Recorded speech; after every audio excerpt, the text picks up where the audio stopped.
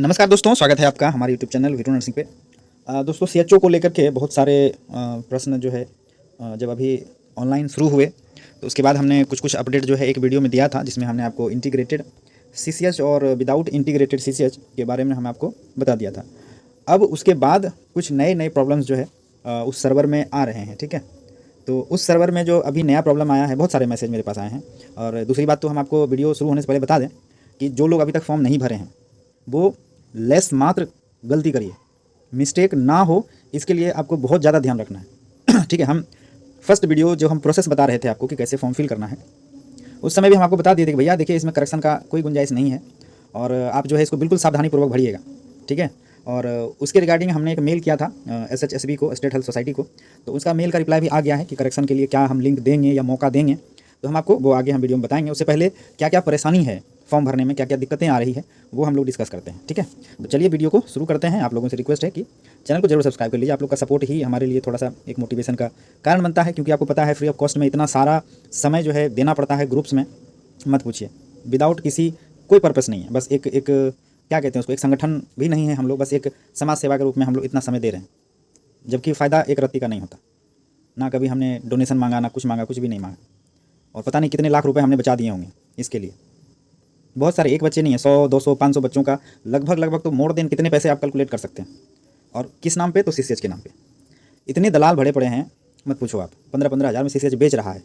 ले लो CCH, back date से चाहिए बैक डेट से ले लो।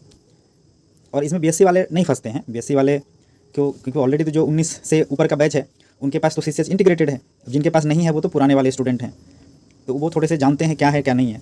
ये जो नए जीएनएम स्टूडेंट है ना, जो अभी कहीं से जीएनएम करके घर बैठे आए हैं, किसी को तो नॉलेज है नहीं, कोई कभी कोई निकला नहीं, क्या सीसीएच होता है क्या नहीं होता, उसको कुछ पता ही नहीं है। अरे हम यहाँ तक भी देखे हैं कि कोई कॉलेज तो जीएनएम वाले को सीसीएच सर्टिफिकेट बना के दिया हुआ है।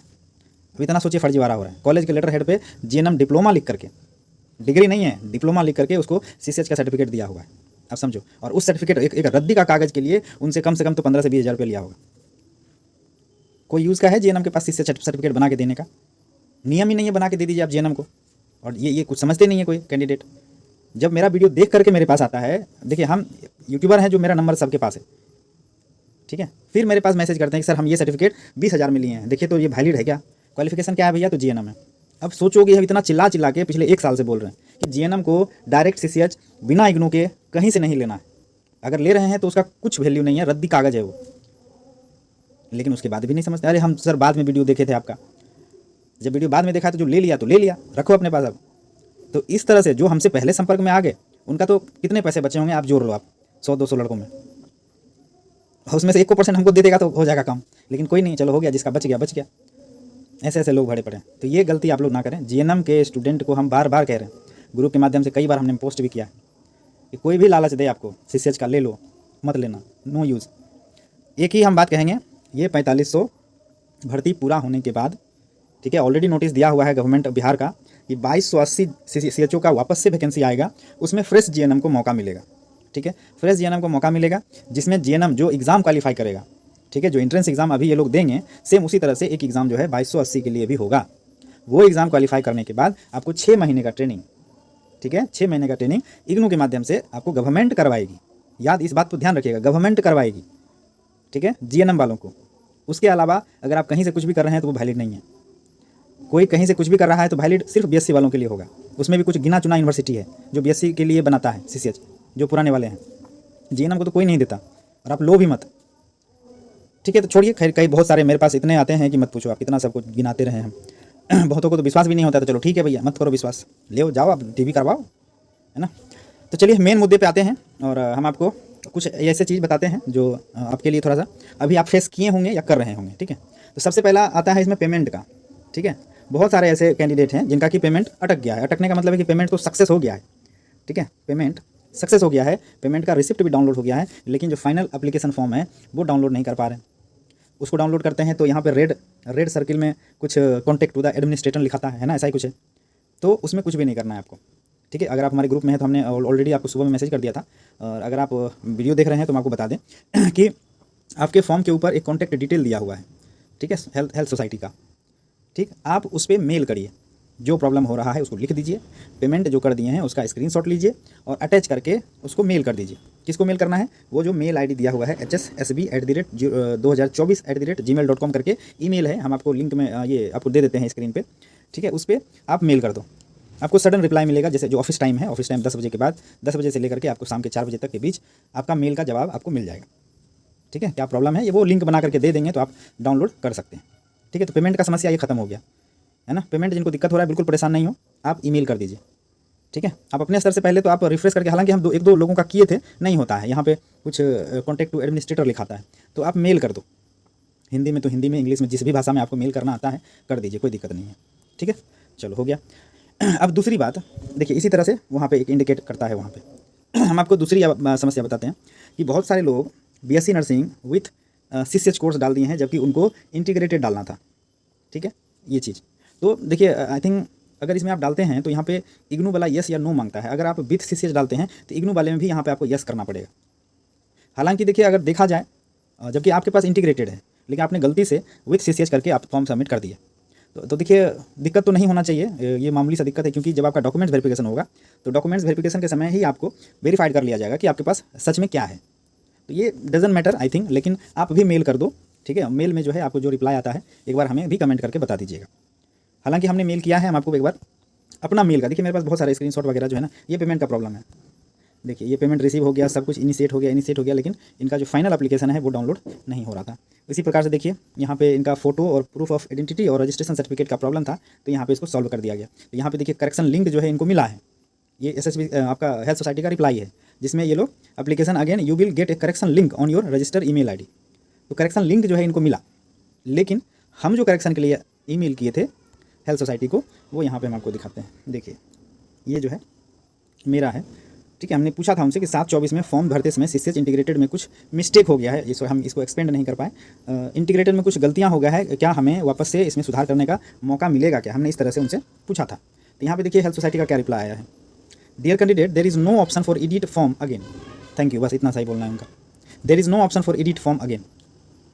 तो अब आप बताओ कि किस प्रकार से ये लोग सहायता करेगा अगर आप एडिट का। हालांकि देखिए जिस भी स्टूडेंट का गलती हो रहा है सब के सब मेल करो, सब के सब मेल करो, उनसे एक ही अपना कंसर्न लिखने के बाद एक छोटा सा लाइन नीचे लिख दीजिए, सर करेक्शन का लिंक दे दो, ठीक है।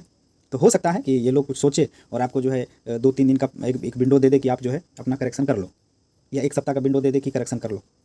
तो जो भी प्रॉब्लमेटिक स्टूडेंट हैं जिसको फॉर्म भरते समय कुछ गलतियाँ हुई है तो आपको घबराना नहीं है। और जो एक बच्चा आज हमारे पास फ़ोन किया था कि सर उसका कुछ कॉलेज के नाम में गलती हो गया था, कॉलेज ऑफ नर्सिंग की जगह नर्सिंग ऑफ कॉलेज हो गया था। तो ये सब जो है ना, ये माइनर है।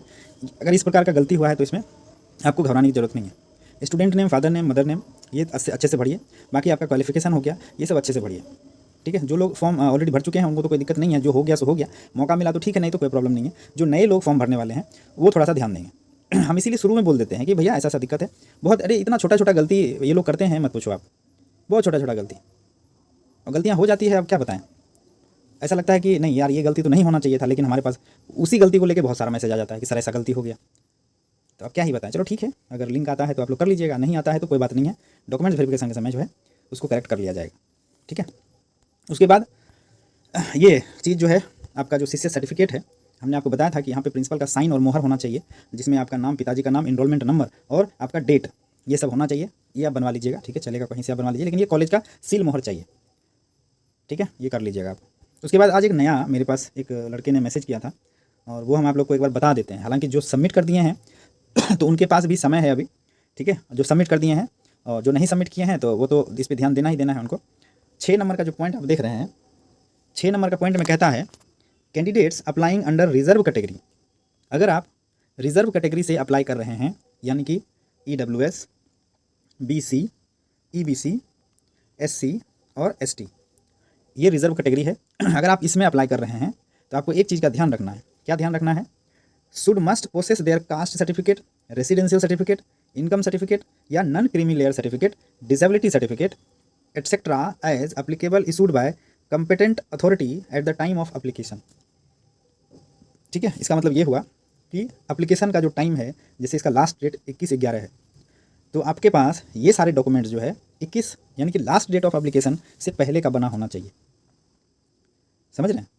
यानी आपने अगर फॉर्म भर भी दिया तो आप इसमें से जो सर्टिफिकेट है अगर आप बनाने के लिए सोचिएगा कि 21/11 के बाद बनाएंगे तो नहीं चलेगा। आपको 21/11 से पहले पहले ये सारे सर्टिफिकेट, जो कास्ट सर्टिफिकेट है, रेसिडेंशियल है, इनकम है, नॉन क्रीमी लेयर है, और जो DQ कोटा वाले स्टूडेंट हैं उनके लिए जो सर्टिफिकेट है वो सारा का सारा जो है आपको एप्लीकेशन टाइम से पहले का बना होना चाहिए।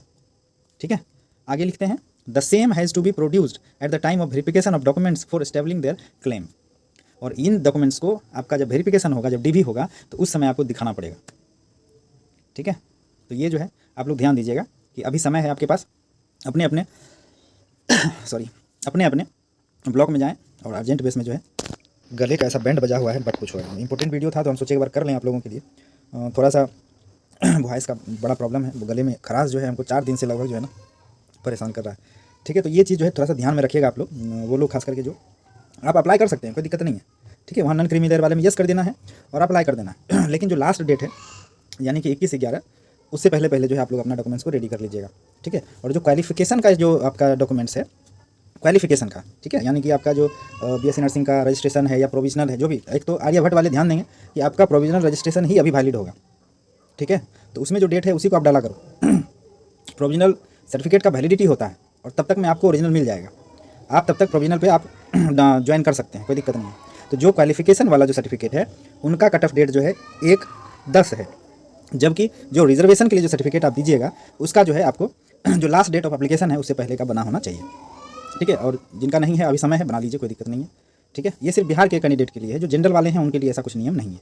ठीक है, जो रिजर्व कैटेगरी है उनके लिए। ठीक है, और बाकी कोई कुछ नहीं है। आपको CHO का जो बॉन्ड है, बॉन्ड का तो हालांकि देखिए अभी तो एग्ज़ाम बाकी है, बहुत अभी दिन है, हम जो है ना बॉन्ड का आपको बिल्कुल आसान भाषा में बॉन्ड जो है हम आपको समझा देंगे। आप लोग चैनल को सब्सक्राइब कर लीजिए ताकि जब मेरा नोटिफिकेशन आए तो आप तक जो है पहुंच सके। ठीक है, बाकी इस वीडियो में ऐसा कुछ नहीं है। अगर आपको इससे ज़्यादा प्रॉब्लम हो रहा है किसी पॉइंट को जो शायद मेरे नज़र में ना आया हो, तो आप जो है एक बार कमेंट कीजिएगा, या हमारे ग्रुप में जुड़े हुए हैं तो आप हमें वहाँ पे मैसेज कर सकते हैं। ठीक है, ग्रुप का लिंक जो है डिस्क्रिप्शन में दिया हुआ है, आप वहाँ भी जुड़ करके हमसे संपर्क कर सकते हैं। ठीक है दोस्तों, बाकी किसी जानकारी के लिए हमें कमेंट जरूर करें ताकि हमें भी वो जानकारी मिल सके और हम उसके लिए प्रयास करेंगे कि कौन सा दिक्कतें हैं उसको दूर कैसे किया जाएगा। ठीक है दोस्तों, थैंक यू, धन्यवाद।